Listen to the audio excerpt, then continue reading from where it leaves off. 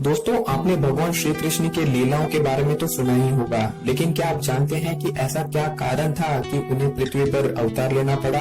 जानने के लिए बने रहे हमारे साथ वीडियो के अंत तक।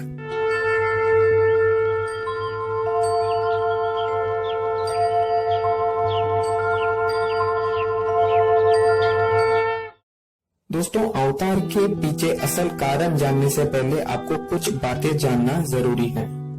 जैसे पुराणों के अनुसार कुल 14 लोक अस्तित्व में हैं। लोक निचली और ऊपरी भाग में बटा हुआ है। निचली भाग में 7 लोग हैं और ऊपरी भाग में भी 7 लोग हैं। निचली भाग में अताला, विताला, सुताला, तलातला, महातला, रसातला और आखिर में पाताल लोक है।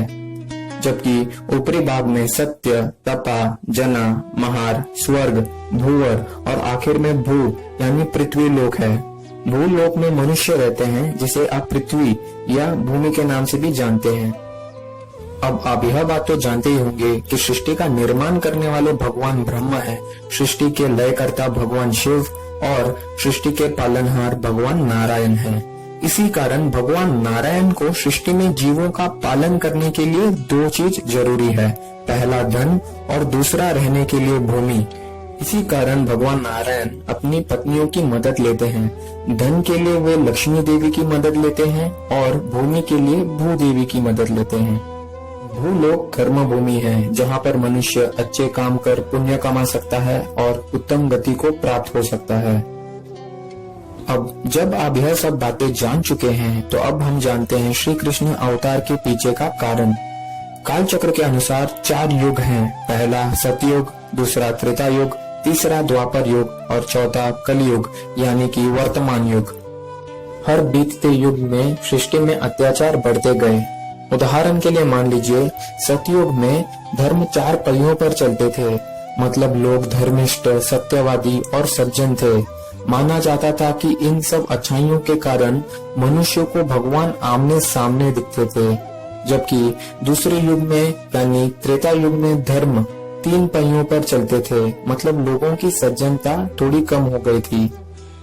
तीसरे युग यानी द्वापर युग में धर्म 2 पहियों पर चलने लग गया था, मतलब लोगों की सज्जनता और कम हो गई थी।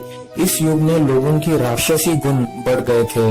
गो हत्या, ब्राह्मण हत्या, पशु हत्या, ऐसे कुकर्मों के कारण भूमि में हाहाकार मच गया था। सभी जगह अशांति थी, भगवान की पूजा नहीं होती थी, यज्ञ और मंदिर को ध्वस्त किया जाता था। दुष्ट राजाएं अपने को भगवान मान बैठे थे। इन्हीं सब उपद्रव के कारण भूमि देवी पर बोझ काफी बढ़ गया था। भूमि देवी इस बोझ से मुक्ति पाने के लिए गो रूप धारण करती है और 33 करोड़ देवताओं के साथ मिलकर सहायता पाने के लिए ब्रह्मदेव के पास जाते हैं सत्यलोक में। परंतु ब्रह्मदेव का मानना था कि इस मुश्किल का हल केवल वैकुंठपति नारायण भगवान ही निकाल सकते हैं। इसी कारण सभी वैकुंठ पहुंच जाते हैं। भूदेवी पर आई इस मुश्किल को सुनकर नारायण भगवान उन्हें आश्वस्त करते हैं कि वे उनकी सहायता करेंगे। वे कहते हैं कि वे यदुकुल में जन्म लेंगे, वसुदेव और देवकी के 8वें पुत्र के रूप में। यह उनका 16 कलाओं अर्थात दिव्य चेतना से युक्त पूर्ण अवतार होगा। वह 16 कलाएं कुछ इस प्रकार होंगे। पहला दया यानी कंपैशन, दूसरा धैर्य यानी पेशेंस, तीसरा क्षमा यानी फॉरगिवनेस, चौथा न्याय यानी जस्टिस, 5वां निरपेक्षता यानी इम्पार्शियलिटी, छठा निरासक्ता यानी डिटैचमेंट, 7वां तपस्या यानी मेडिटेशन, 8वां अपरचित्ता यानी इनविंसिबिलिटी, 9वां धनशील यानी वेल्दी, 10वां सौंदर्य माया यानी ब्यूटी, 11वां नृत्याज्ञा यानी बेस्ट ऑफ डांसर्स, 12वां संगीताज्ञा यानी बेस्ट ऑफ सिंगर्स, 13वां नीतिवादी यानी ऑनेस्टी, 14वां सत्यवादी यानी ट्रुथ, 15वां सर्वज्ञता यानी मास्टर ऑफ ऑल आर्ट्स और 16वां सर्वनियंता यानी कंट्रोलर ऑफ ऑल। पुनः नारायण भगवान यह भी कहते हैं कि उनका यह अवतार लीलाओं से संपूर्ण होगा। इसीलिए हम आज कृष्ण अवतार को उनकी लीला अवतार भी कहते हैं।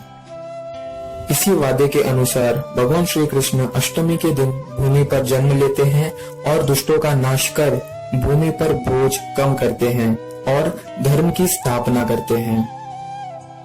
इस कथा का नैतिक मूल्य यह है कि अगर आप मुसीबत के वक्त सच्चे मन से भगवान को याद करोगे तो भगवान किसी न किसी रूप में आपकी सहायता करने के लिए जरूर आते हैं। जय श्री कृष्ण। अगर आपको यह वीडियो पसंद आया तो कृपया हमारे चैनल को सब्सक्राइब कीजिए।